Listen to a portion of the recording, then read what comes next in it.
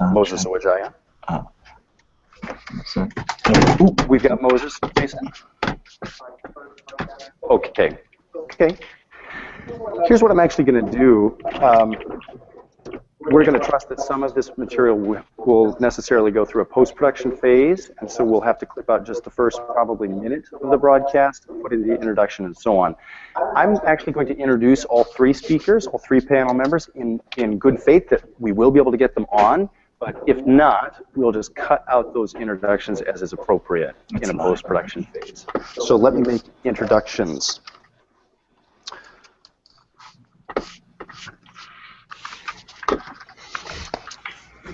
Welcome, class. Welcome to week one of our World Christianity Project. We're extremely glad that you're here with us, and it's my pleasure to be able to introduce to you the speakers that we're going to be having today. My name is Professor Jonathan J. Armstrong, and I teach at Moody in Spokane. I'm delighted that you're here with us. Our first lecture is going to be delivered by Dr. Todd Johnson. Dr. Todd Johnson is the Associate Professor of Global Christianity and the Director of the Center for the Study of Global Christianity at Gordon Conwell Theological Seminary in South Hamilton, Massachusetts. There he researches the status of Christianity and world religions in every people, language, country, and city. While under his leadership, the center's statistics have been frequently quoted in the media, recently by ABC, BBC, Associated Press, The New York Times, Washington Post, USA Today, Wall Street Journal, and The Economist. Dr. Johnson, we're extremely glad that you've been able to join us today. Are you hearing that? No, nothing. Oh, let me also welcome our other panel members. They're probably just not presenting. After Dr. Todd Johnson's lecture on the state of global Christianity around the world, we will have as our panelists Dr. Joel Carpenter. Dr. Joel Carpenter is a professor of history and the director of the Nagel Institute for the Study of World Christianity at Calvin College in Grand Rapids, Michigan. Yeah, he has a long-standing interest in American religious and cultural history, but he has been working lately in the history of Christianity in Africa and Asia. Dr. Carpenter also recently edited the text that we have on as one of our assigned reading texts. The text is entitled Christian Higher Education, A Global Reconnaissance, published in 2014 from Erdman's Press. Also, let me introduce to you another panelist, Moses Owajaya. Dr. Moses Owajaya recently graduated with his PhD in World Christianity at Africa International University in Nairobi, Kenya. He is the author of numerous articles on Christianity in Africa. Moses, a native Nigerian, has published articles in Christianity Today, the Dictionary of African Christian Biographies, and Afroscope, an instrument of the Association for Evangelicals in Africa. And Dr. Moses Owajaya, who recently graduated with his PhD, graduated under the mentorship of Andrew Walls, who many of you already will recognize is the uncontested godfather of the study of world Christianity. And we're very honored to have also on our panel with us Dr. Dana Robert. She is the Truman Collins Professor of World Christianity and History of Mission at Boston University. She has directed over 60 doctoral dissertations, and former students hold teaching and ministry positions around the world. In 2011, she delivered a keynote address at the Global Christian Forum in Mandaso, Indonesia. In 2010, she delivered the Alexander Dupp and Henry Drummond Lectures in Scotland, the opening keynote lecture of the historic Edinburgh 2010 conference, and the Henry Martin Lectures at Cambridge University. Her most recent books are Christian Mission, How Christianity Became a World Religion, available from Wiley Blackwell, now in its 6th printing, and many other texts. We're extremely glad to have these speakers and panelists with us. Thank you so much for being with us. Over to you, Dr. Johnson.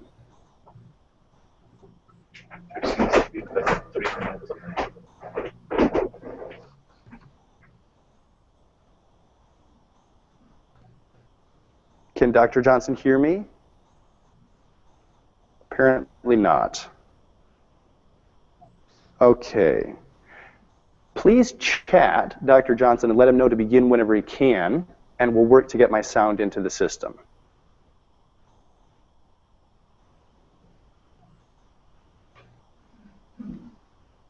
Thanks for your patience.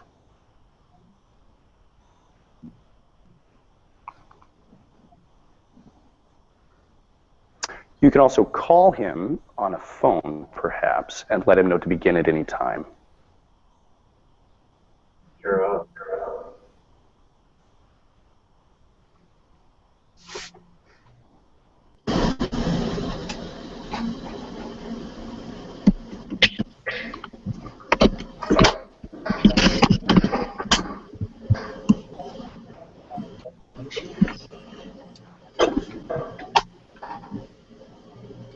They said to begin when you can.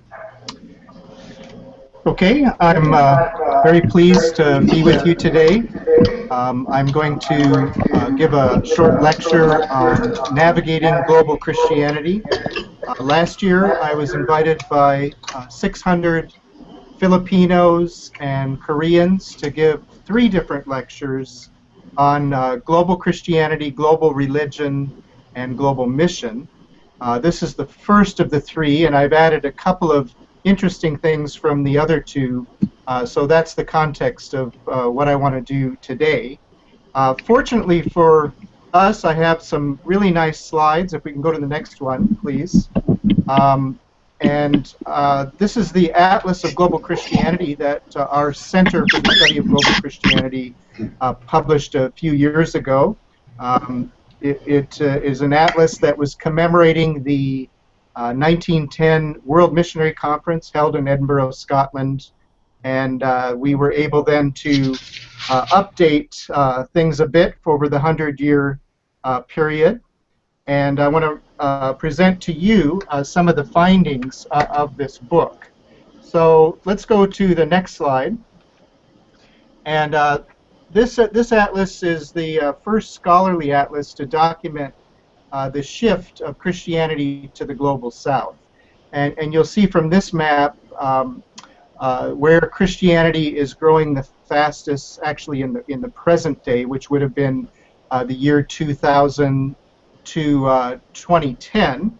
And there's a definite southern cast to where Christianity is growing the fastest. So the darker colors show faster growth. And you even have interesting things like Mongolia, where Christianity is growing very fast in this period. Next slide. We also were able to map out world religion, so you could see the strength of world religion. This is an unusual map in that it shows the strength of religion by province, of which there were 3,000 provinces. Only about 230 countries, but 3,000 provinces.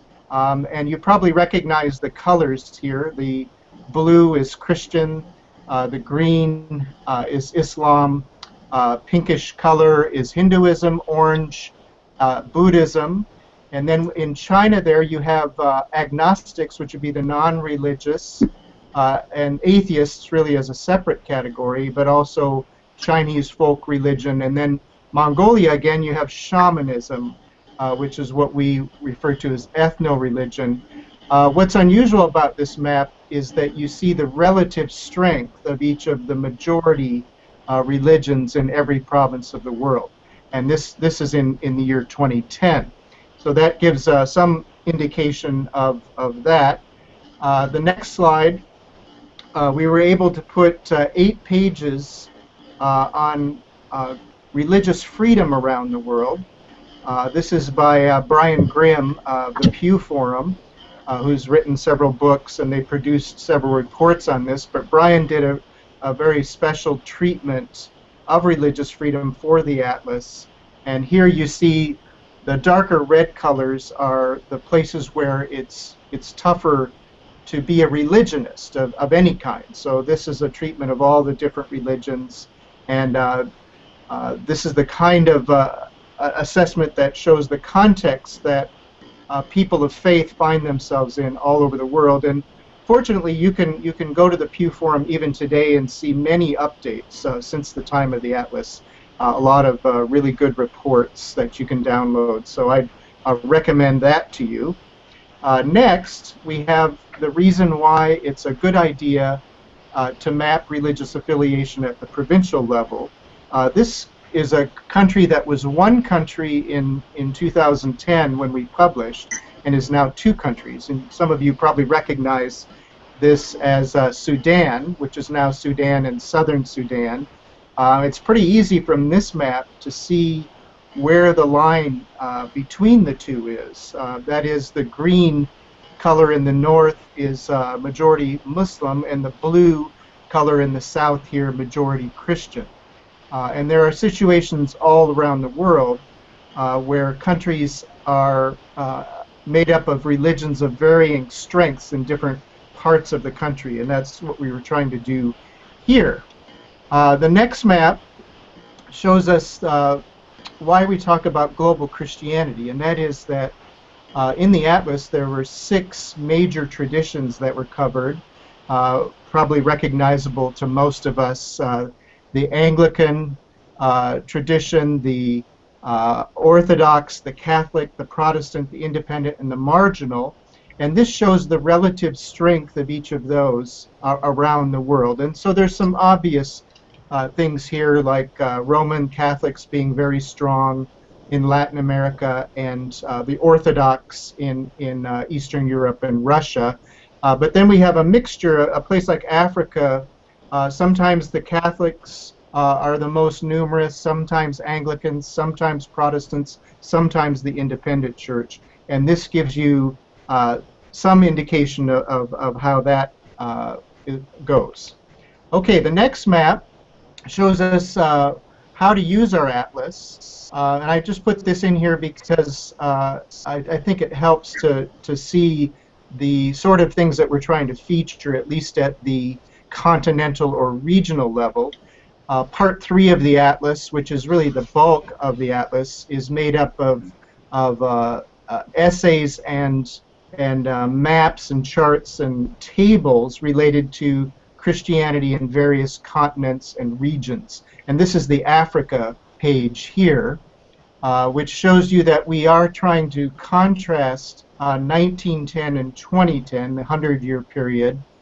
You can see that in the bar graphs in the upper left-hand corner.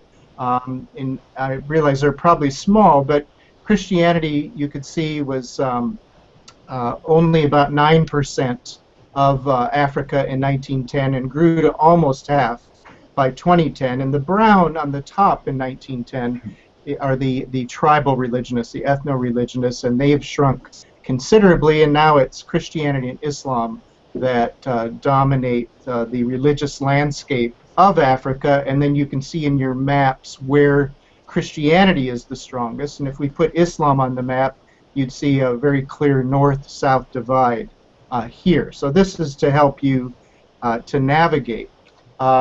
Next slide shows us that we invited 64 scholars from every region of the world, and for a book coming out in 2010 on global Christianity, we felt that it was very important that these essays were written by people from the countries or the regions that they're writing about. And so Christianity in Eastern Africa, well, there's many good German scholars who've been there a long time who could write excellent essays, but we chose a Kenyan scholar to write this essay, and pretty consistently throughout this book we invited people from the regions to tell the story over the 100-year period of what had happened in Christianity in their region.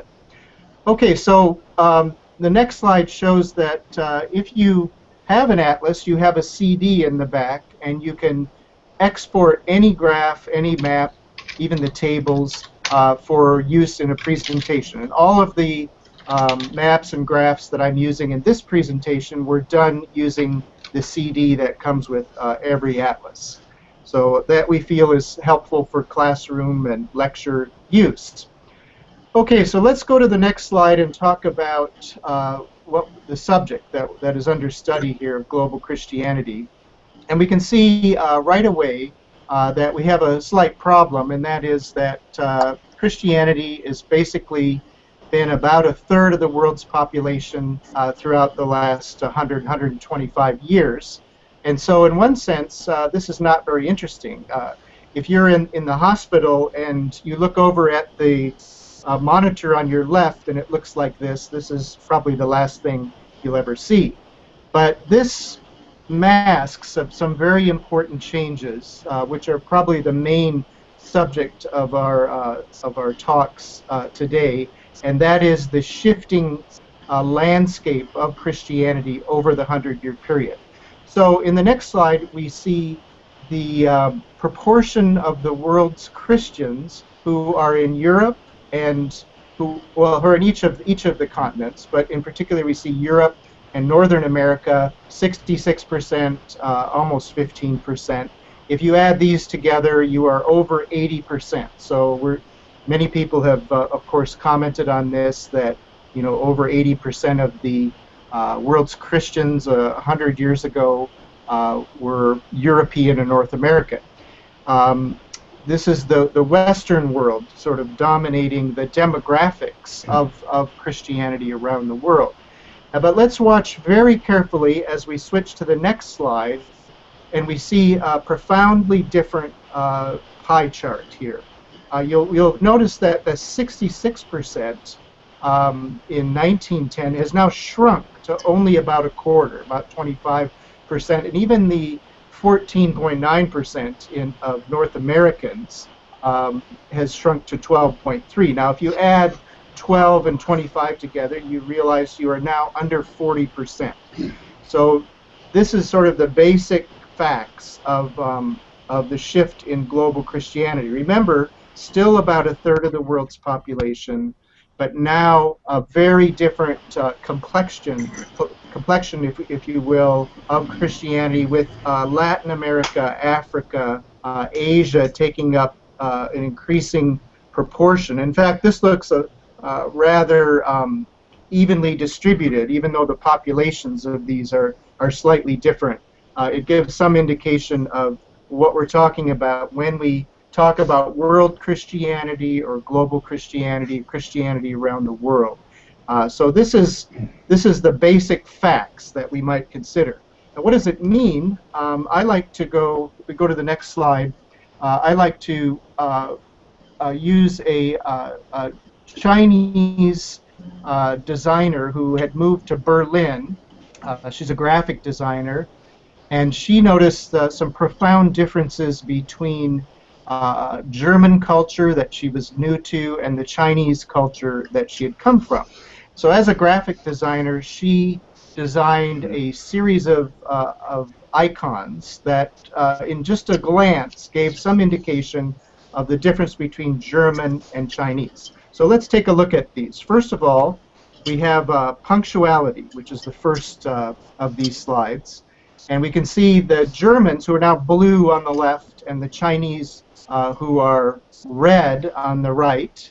The Germans are always on time. It's very important to be punctual, but in China, there's a little bit of leeway in when you arrive somewhere. 15 minutes or more is just fine. So that's a contrast between these two cultures.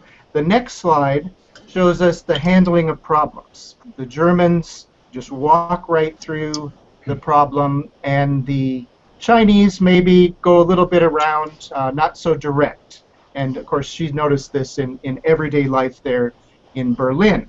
The next slide shows a queue when waiting, with the Germans all neatly lined up and the Chinese bunched together against the window.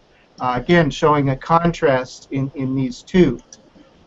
Next, we have the opinion, where again the Germans very direct and the Chinese culture quite indirect. So it's easy to see that there are many profound differences between the Germans and the Chinese. Now the next slide brings us to contacts, and when I saw this, I began to think, didn't we just a few minutes ago talk about the shift in global Christianity from the West, or the global North, from Europe and North America to the global South, demographically speaking? And if we thought that the global North was represented here by the German slide of just a few contacts, and the Chinese represent more of the global South, then we see a huge web of contacts. And we begin to think about the nature of Christianity, and where does Christianity fit best in these kind of cultures. Well, let's go one more. The next slide is the way of life. And this is really, I think, a profound difference, the individual versus the group. And I think many of you realize that when you read the New Testament, one of the mistakes that English speakers make is to consider the word you in its singular throughout the New Testament and read it that way, where in fact it's almost always plural. And in that sense, it makes more sense to the Chinese culture on the right here. And I think this represents then the difficulty of trying to understand this shift in light of what it means for understanding the Christian faith and for the spread of the Christian faith in the future. So, and wouldn't it be a terrible thing in light of this if most of the theological training in the Global South was done in a German fashion or a Northern fashion, and that in many ways is the central problem. This can be illustrated in the next slide.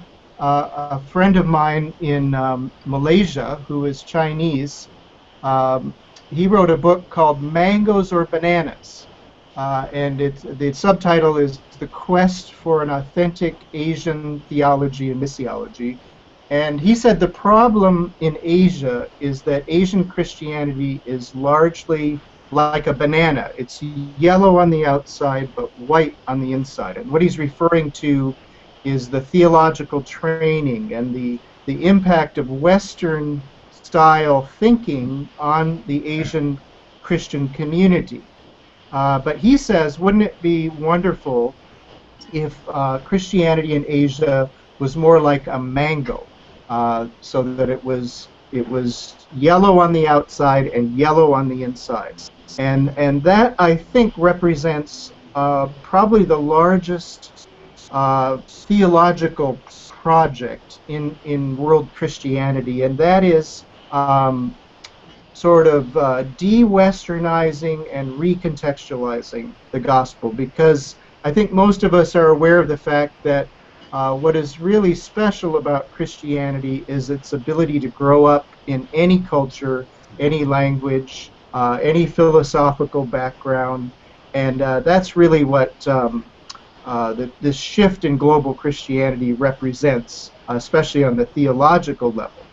Now we could go a step further, and the next slide is a slide showing Daniel Kim at Chiang Mai Theological Seminary, who makes the comment, if you might need to advance again, that the biggest issue the church in Asia is facing is a severe violation of the incarnational principle from both missionaries and local church leaders. Contextualization has been very poor, making Christianity so foreign to the local people. And this is another way of expressing this need for making Christianity more indigenous, especially in Thailand, where I've spent a considerable amount of time. Most Thai people feel fairly strongly that Christianity is a Western religion and foreign. And that has to be ironic in light of the facts that we've just laid out, that especially in the last 100 years, Christianity has become much more global, spread out among many, many different cultures and languages. So this is, again, one of the big challenges, not only within Christianity, you might say, as a way in which Christians need to recapture the faith within the context of their own cultures, but also for the extension of Christianity into new cultures, because obviously you wouldn't want it to be Western. You wouldn't want it really to be Korean or Filipino or Nigerian either. So when it's going into new places, it's a challenge for missionaries of all kinds to see the gospel to be indigenous. Okay, so that's one particular set of challenges that we can talk about. Now I'd like to think about a couple of other things. So let's go to the next slide. One of our problems in the Atlas of Global Christianity, we uncovered the fact that there are 41,000 Christian denominations in the world. And so this is a lot of fragmentation, and that's not churches. Those are groups of churches, denominations, networks, and that sort of a thing. So I think that's a particular challenge for us. It reminds me of a joke that I heard once, and I'll relay it to you here, and that is of a man who was stranded on a desert island for many years, and finally a ship came by to rescue this man, and the captain came down from the ship onto the shore. He saw 3 huts sitting there, like this painting shows, and he asked the man. He said, "You know, it's amazing you've lived all these years here on this island by yourself. Tell me about how you've survived, and what are these huts?" And so the fellow said, "Well, the first hut is where I've lived all of these years, and the second hut is where I go to church." And the captain said, "Well, then what's the third hut?" And he says, "Oh yeah, that's where I used to go to church." So even one person can't stay put within on a desert island, and I think this illustrates the problem that we face within Christianity. I should point out that most of these denominations are what we label as Protestant or independent. So much of this affects global evangelicalism, and we'll come back to this in a few minutes as we conclude. The next slide gives us some indication of how religious change works, and you again may need to advance here to see the different parts of the graphic.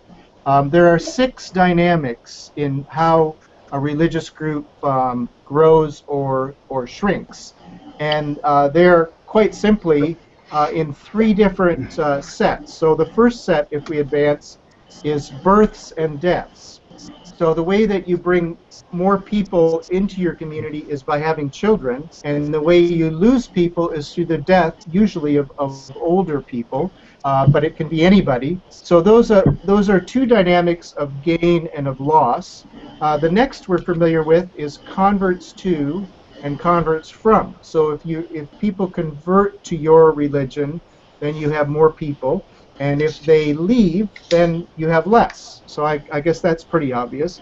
Then there's a third set, which is immigration and emigration, and this only happens at the level of countries. We study 234 different countries in the world, and we see that migration, which is these 2, has quite an impact on Christian demographics. So if Christians immigrate into an area, then that area becomes more Christian. If they leave, it becomes less Christian. And 2 examples, easy examples, the United States is actually gaining Christians through immigration because most immigrants are Christian. The vast majority are Christian from Latin America and other places, whereas the Middle East, which is in the news, of course, right now, is losing Christians through emigration, people leaving, coming to places like the United States or Britain or Australia,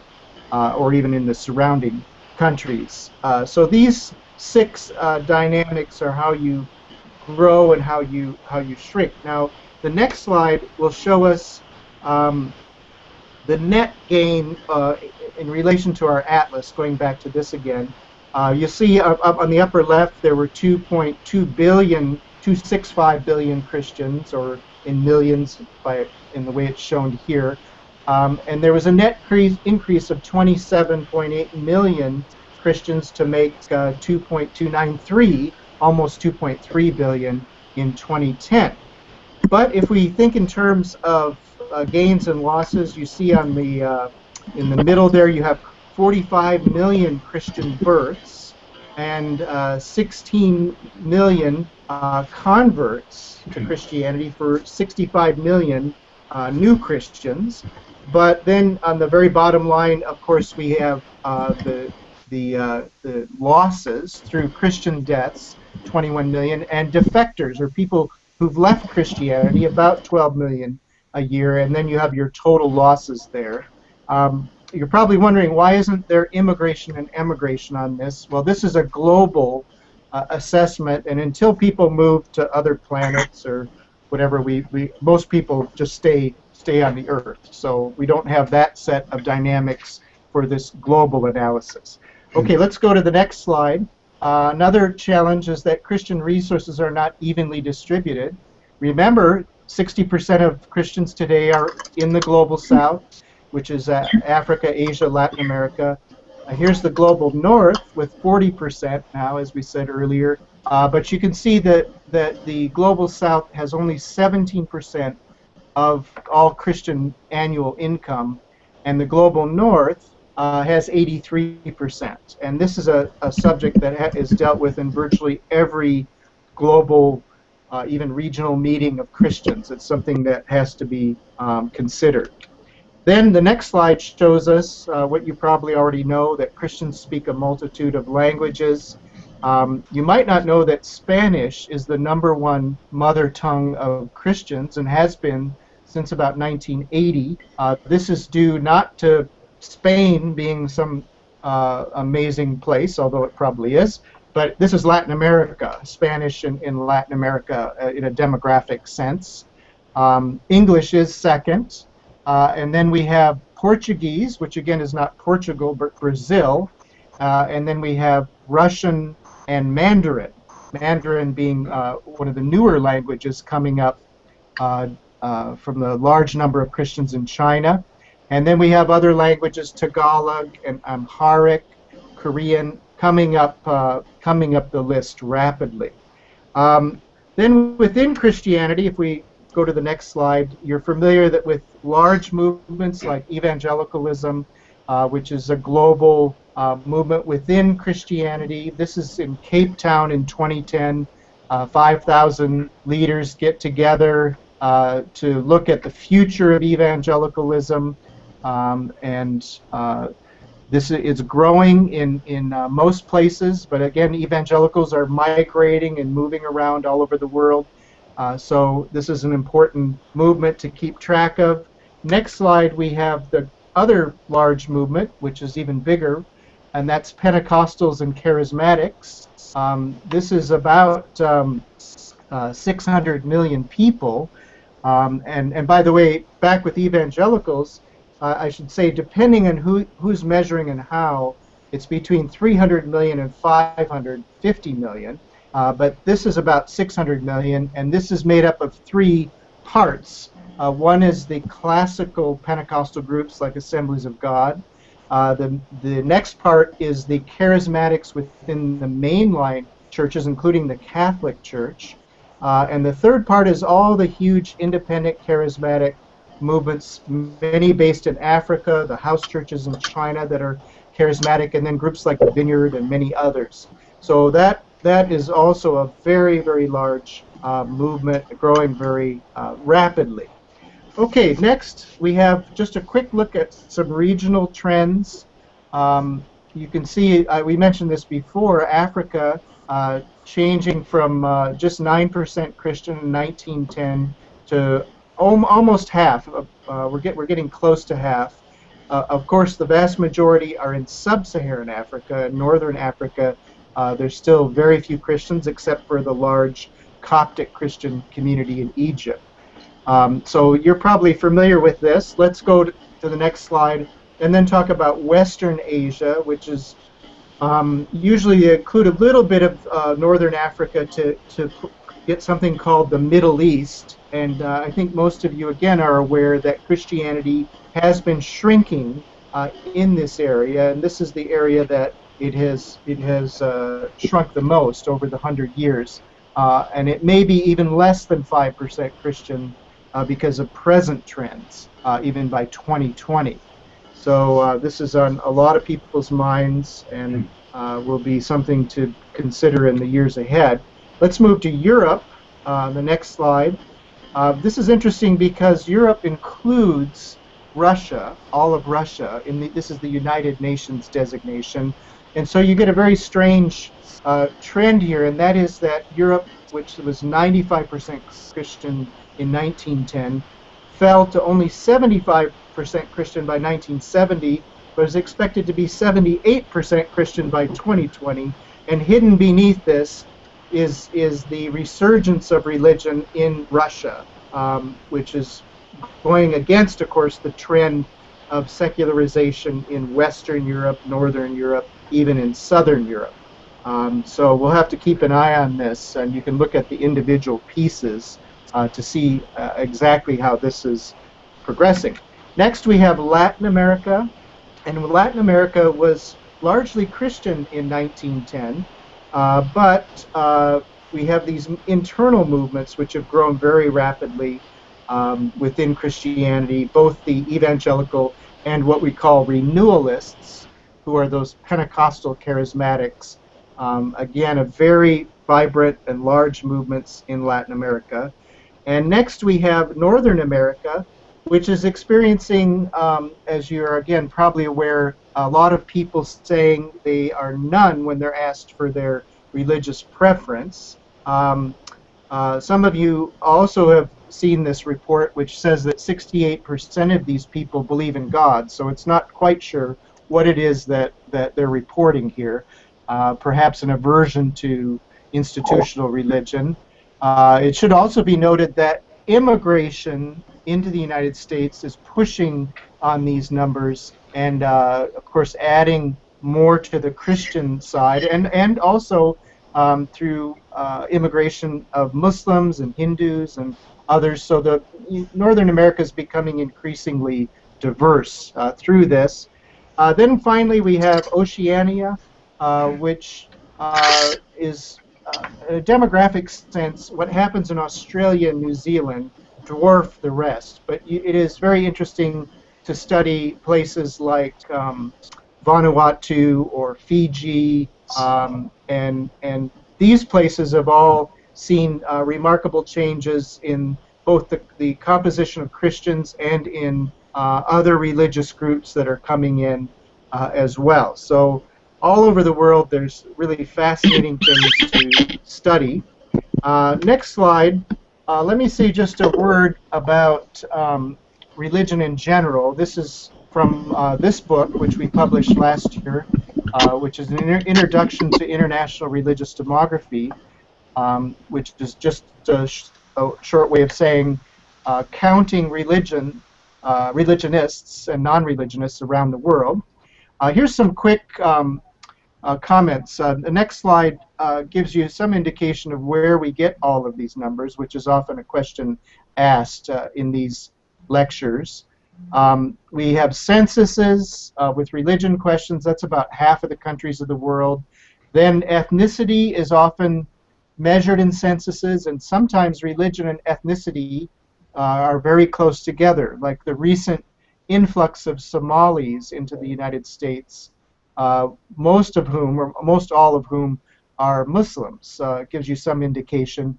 Then we have surveys and polls, scholarly monographs, religious statistics, governmental reports, all sorts of source material that we use. The next slide shows probably one of the most interesting trends today, and that is the world in 2010 is less religious than that of 1910. There's no doubt about that. But there's been a shift in recent years, and that is that you can see on this graph that agnostics, the number of non-religious but not atheists, have been falling since 1970. And if you put this together with a very similar chart on atheists, what it means is that the world of 2010 is more religious than that of 1970. And this is where you get people talking about religious resurgence around the world. It's really this trend, and it's the collapse of communism that's behind it. And that's, of course, relating to the Soviet Union. But even in places like China, which has a lot of people, we see a resurgence of religion of all kinds. And as long as that continues, then the number of agnostics and percentage of agnostics in the world is going to continue to fall, and religion, the percentage of people who profess a religion, will continue to go up. And this, of course, is completely at odds with what most sociologists said in the 1960s, 70s, 80s. Many people expected religion to disappear by the year 2000, and that's not the case.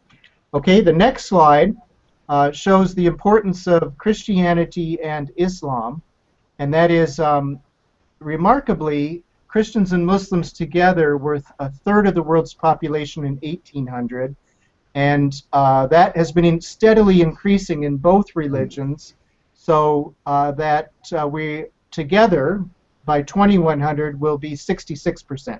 So what it's saying is from 1/3 of the world's population together in 1800 to 2/3 of the world's population.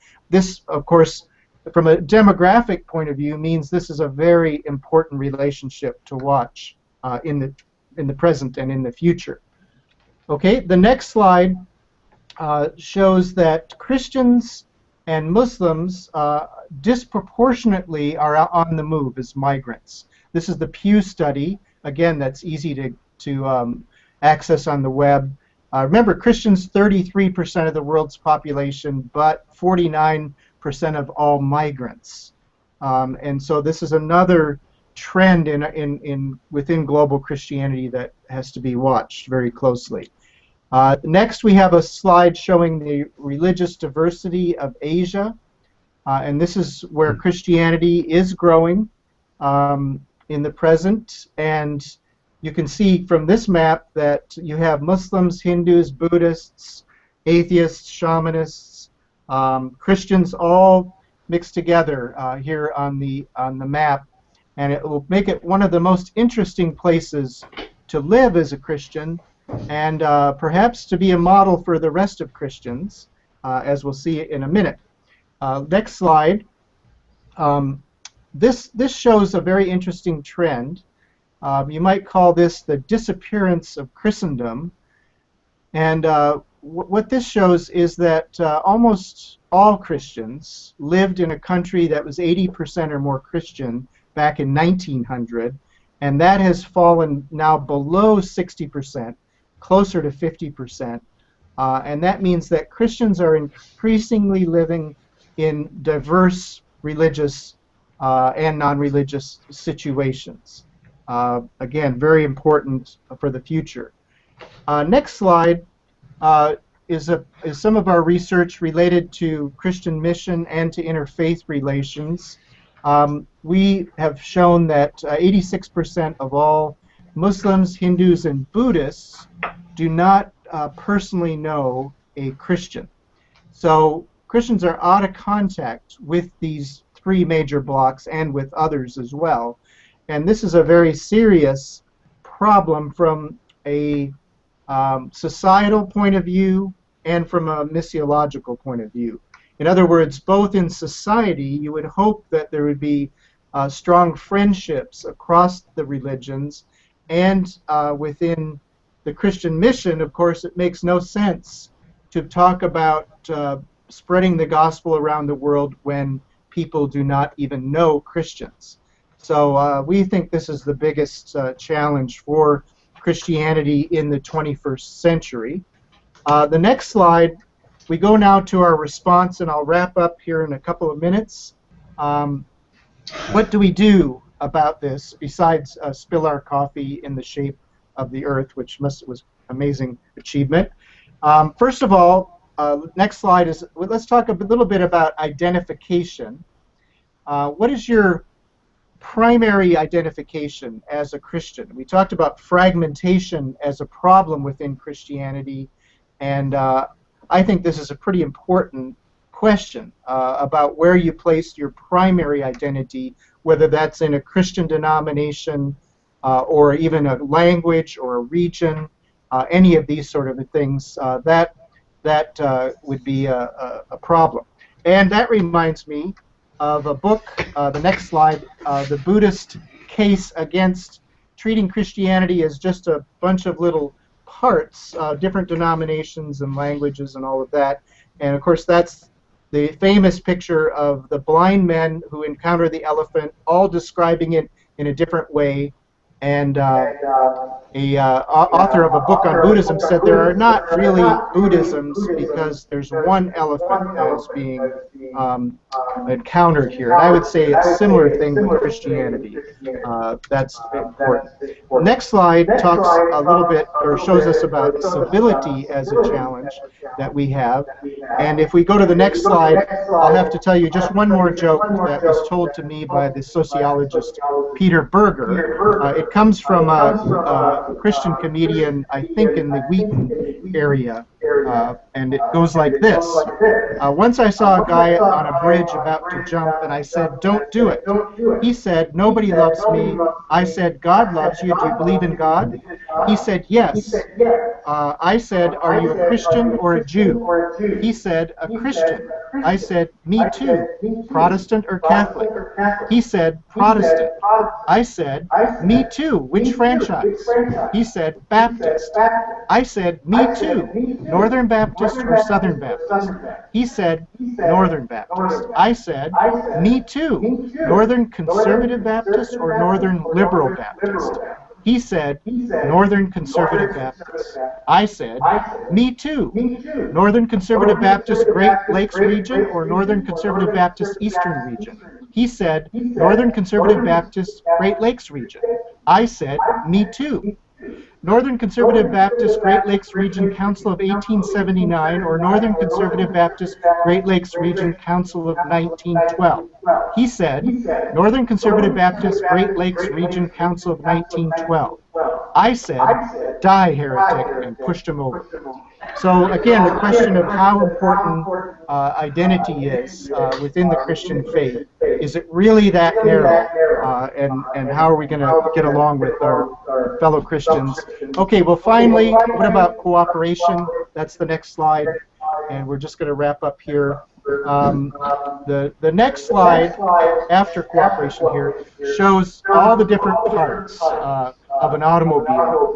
And a lot of people, when they look at this, they think this is Christianity. It's just a bunch of different parts. They're not fitted together. They're just laid out over the floor like this. But you can see that I'm making the appeal in talking about global Christianity to go to the final slide now, which is the automobile itself. And I believe that Christianity is made up of all these pieces around the world, denominations, languages, cultures, and yet it is one identifiable thing. And that's my hope for the future of Christianity. So I'll stop there. Thank you very much. Let's give Dr. Johnson a warm round of applause. Agent, I can't hear. Dr. Johnson, thank you so much for that very clear, lucid presentation of some of the major trends of global Christianity. I first laid eyes on the Atlas of Global Christianity in 2010. I was in Croatia at the time teaching at a seminary there in Osijek, and Peter Kuzmic, whom I know you know very well, had brought a copy of it with him to Eastern Europe. He told me it was the first copy to reach Eastern Europe, and he said that I could spend the evening with it. So that night I got less sleep than I had intended because I was very eager to be working through that book. It's an honor to have you with us. Let me ask our panel members first if they would like to respond. We want to honor your time, and we're delighted to take your inquiries. If there's a pause in the conversation, I have questions, our students have questions, but first I want to honor our panelists.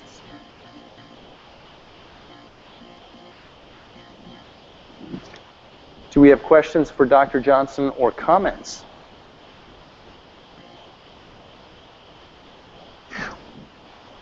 I hope everyone can hear me okay. I've got a question for you, and maybe I'd like you and Dr. Joel Carpenter to talk about this a little bit. What does the massive change in demographics over the last 100 years, especially for the Christian religion, what does that mean for Christian education? You hinted at that just a little bit, Dr. Johnson, when at a point or two on your lecture, but could you expand on that? What are some of the results of this research, especially for Christian education?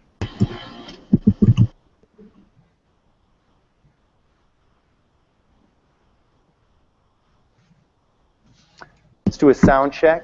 Can they hear me? Yeah, I can hear you. Yes, I Can you hear me? Maybe just give a visual cue if you can hear me. Can you hear me, Yes. Dr. Robert? Yes. Okay, Yes. great. And we can hear you. And Okay, Dr. great. Johnson, are you still with us? Okay, we've lost Dr. Johnson. Okay, but that's perhaps on his end.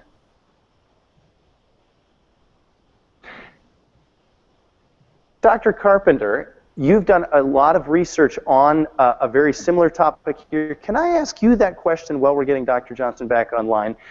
What do these massive demographic changes in world Christianity mean, especially for the Christian university? I think it changes everything. That the basic understanding of what we're doing as Christian universities was very much shaped by the development of Christian university in Western Europe. Mm-hmm. And so I think in many respects, the model of what it means to be a Christian scholar, a Christian student, a Christian university, is based on the Christian humanist tradition of the West. But now Christianity is pervasive worldwide, and so you think, for example, of the ancient question of the church. Tertullian, I think, said it. What does Jerusalem have to do with Athens? Well, now you say, what does Jerusalem have to do with Beijing? What does it have to do with Banjul in West Africa? What does it have to do with Buenos Aires in Africa? Mm-hmm. So what it means to be a Christian humanist means to be asking gospel and culture questions on the ground in all of these places, seriously encountering all of these older cultures. Dr. Carpenter, you've just finished a global survey of Christian education. Does it also mean structural changes for the university, or is this mostly a philosophical and ideological openness and change? Well, what we've seen is several hot spots in the world where Christian universities are being created.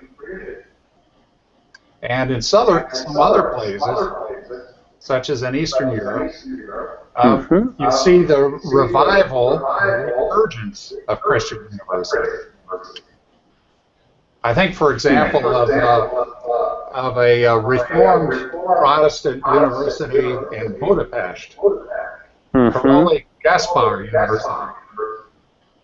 It was taken over by the communists and made a state university when Hungary became under a communist regime. In the days since communism, the state has given it back to the church. So how do you remake a Christian university? It's interesting to see at least 50 new Christian universities arising in Africa. So I think there's an important moment going on in these churches and Christian movements. You might call it a now what moment, right? So evangelization has gone on apace. Churches have been founded, and many people have come to faith, and they've begun to witness to their neighbors. But they're saying, now what? Is there other work that the Lord would have us to do in this nation?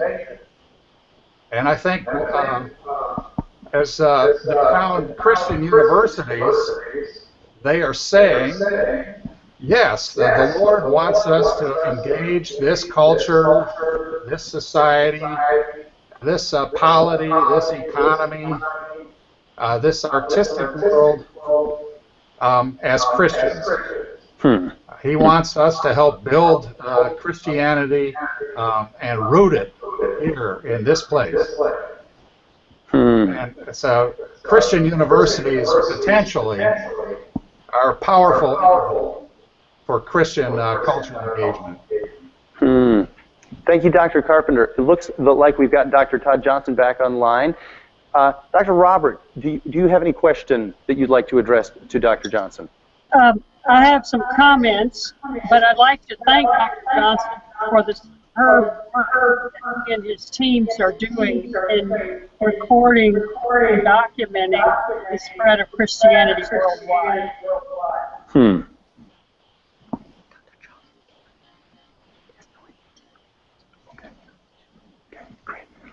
I've been informed that Dr. Johnson, we're still not communicating with him through the audio channel, so let me address a question to you if I can, Dr. Robert, and that is this. I know you're a distinguished historian of Christian missions. You see the long perspective back in time of what Christian missions has been and meant. What does Christian missions look like for the future, given all of these massive changes? We've seen a lot of focus on the geographic expansion of Christianity. But Dr. Johnson brings up the issue of fragmentation. And I think it's time for the world Christian movement to recognize that to be the church means not just extending across space, but across time, across generations. To be apostolic is not just a matter of geographic expansion, but of spreading down through the generations. What we find when people become Christian is they want to spread that to their children. And this means grabbing onto this promise of abundant life.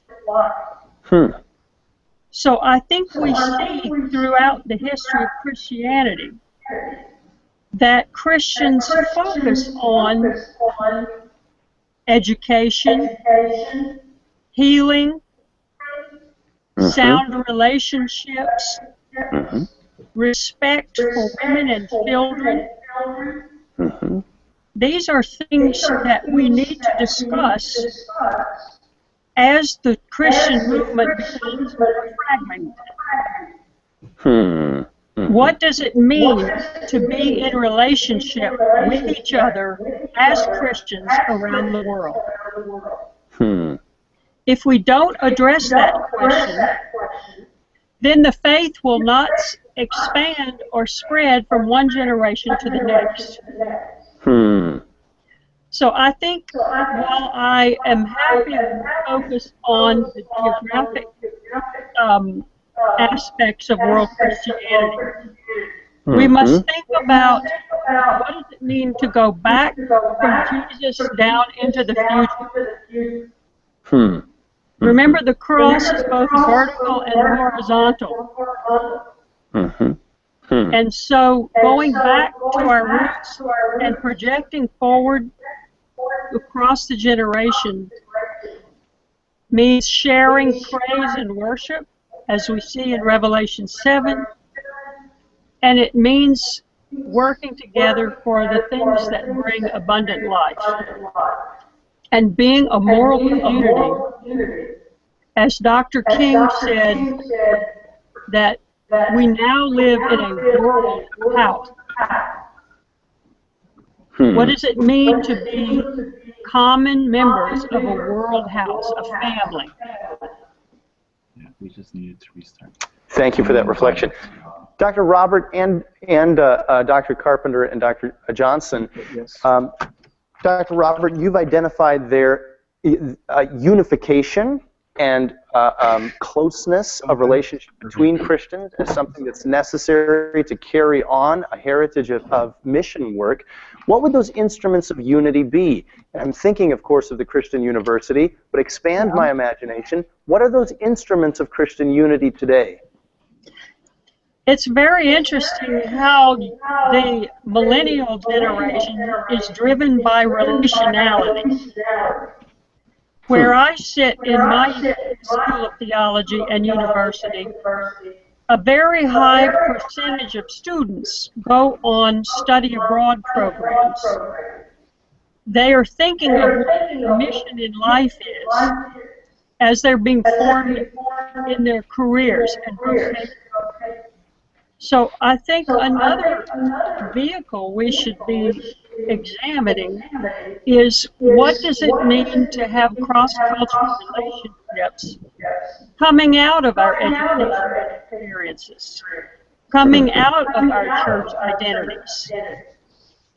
What does it mean to live together as Jesus commanded us to do?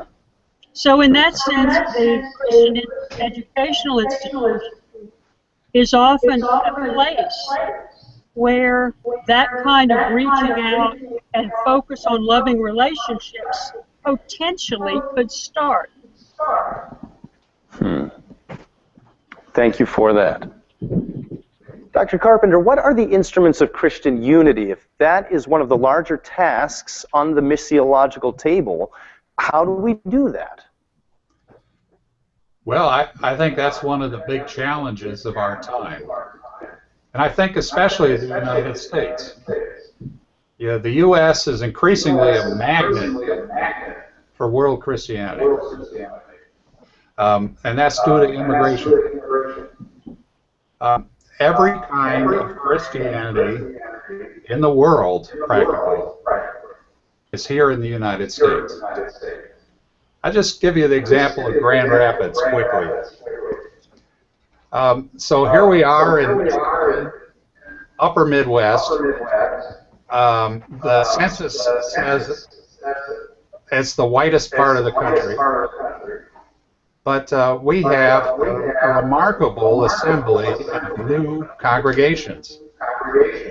We have 3 different Sunni congregations in the in Grand Rapids. So we have Ethiopian Orthodox congregation. We have an Ethiopian Evangelical congregation. We must have 36 new Latino congregations. And the list goes on. There's a little Baptist church I passed on my morning walk today. They have the traditional Anglo congregation. They have the Michigan Kachin Baptist Fellowship. That's people from Burma. And they have an African American Charismatic Fellowship here. And they have a Korean congregation. So they're all using the same building.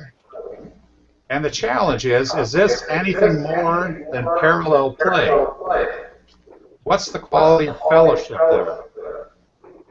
My own home church, we built a new congregation out on the east side of town, and many members mourned the fact that we are no longer meeting in a school gym in the inner city. But little did we know, right across the street is a huge hub-subsidized apartment complex. It is the first residence for all kinds of immigrants and refugees coming to live in our town.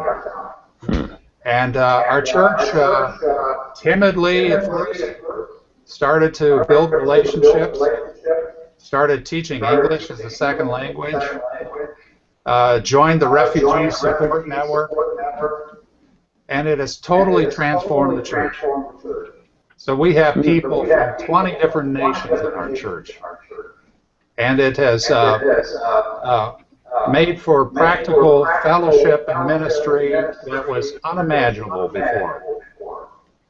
But that's the challenge and the opportunity in the United States, in every city, even in white bread Grand Rapids.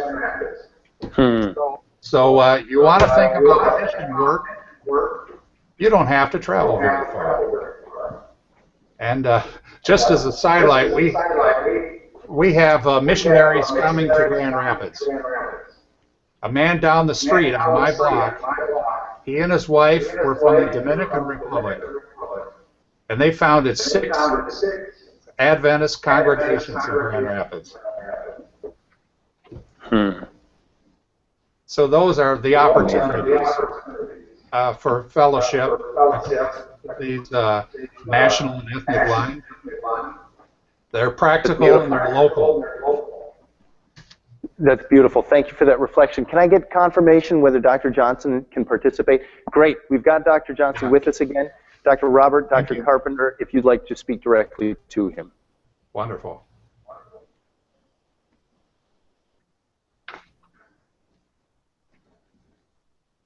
Well, Todd, one of the most striking slides you put up, I thought, was the one about migration. So Christians are the world's most mobile people. What do you think that says about the future of Christian faith and witness in the world? Well, I actually think it's similar to what you were just talking about in Grand Rapids, is that it increases greatly the chances that Christians from many different backgrounds from all over the world will be in contact with each other. But I do think you're right also in saying that proximity is only part of the problem or even the solution, and that we do need to work very actively together. And it's exciting to see this in the United States, but it's happening all over the world. When I was living in Chiang Mai, Thailand on sabbatical a few years ago, I was able to worship with Christians from hill tribes in northern Thailand, from India, from Indonesia, from Laos and Bhutan, and I think that's really exciting, and that's probably the main benefit of the movement of Christians around the world. I think Dr. Johnson is making a wonderful point, which is that our common worship together is one of the main ways that world Christianity matters to us. As we worship with others, we have new insight into what it means to be a follower of Jesus Christ. And that's just very important, an important reason for us to be aware of the scope and the diversity in Christianity in the 21st century. Thank you for that. May I ask our students, we'll take one question from the students to any of you, is that all right? Certainly. Let me ask, shoot up a hand if anybody would like to ask a question of our speaker or panelists. Okay. No, you're fine. So this is a question for Dr. Todd Johnson, and I was wondering, so the example you gave of Asia, Asia not being, seeing Christianity as foreign, Western, I was wondering if that is because distribution is not even, or if it's because, like, the West has all the money and they're just not distributing it properly, or is there another reason that they view Christianity as Western, as foreign? Yes, that's a very good question. Part of what you need to answer that question is even a broader view of the demographics of Christian history. I was just in Uzbekistan a few weeks ago, and I was telling them a story about the fact that my people, my ancestors, came to Christ about the year 800. This is the Vikings, you know, and they weren't very nice. And they became Christians by killing other people and enslaving them, and then finally the gospel sunk in after decades. So it's not a very glamorous story. On the other hand, my Uzbek friends had become Christians. Their ancestors became Christians about the year 300 or 350, much earlier than me and my ancestors. And they were actually surprised to hear this. There are a couple of books out there called The Lost History of Christianity in Asia, The Hidden History of Christianity in Asia. So we know that not much is known about this. In fact, until about the year 920, Asians and Africans outnumbered European Christians.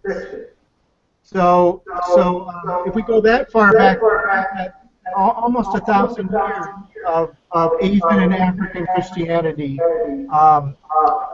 dominating really demographically. So if you fast forward to the Reformation, to 1500, through the Black Death and through Tamerlane and the rise of Islam and a whole other things, you get so that 92% of all Christians at the time of the Reformation were Europeans. So this is a huge imbalance. And that imbalance continued, as you saw, all the way to 1910. You know, 80% of Christians were still European. And the Professor Scott Sundquist calls this problem that we're looking at, he calls it the long shadow of Christendom. So Christendom being this dominant European demographic, way of being a Christian, aligned with the state and all that sort of thing. It has a very long shadow, and that long shadow is cast over Asians. And what it means is that for most Asians, Christianity is thought of in the terms of Western Christendom, you might say. And it's really just a historical reality. So that's the challenge then, is overcoming that history and that that way of thinking about Christianity. Great. Thank you so much. It's been our pleasure to host you. We're extremely grateful to have had you. Thank you so much, Dr. Dana Robert, Collins Professor of World Christianity. Thank you so much, Dr. Joel Carpenter, for coming in with us, Director of the Nagel Institute for the Study of World Christianity. Dr. Johnson, it's been our honor to learn from you today, the Director for the Study of Global Christianity at Gordon Conwell Theological Seminary. Thanks also for your patience with the technology in this experiment. And class, would you give them a warm thank you?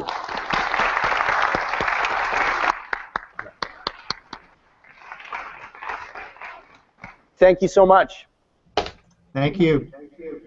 All right, class, we have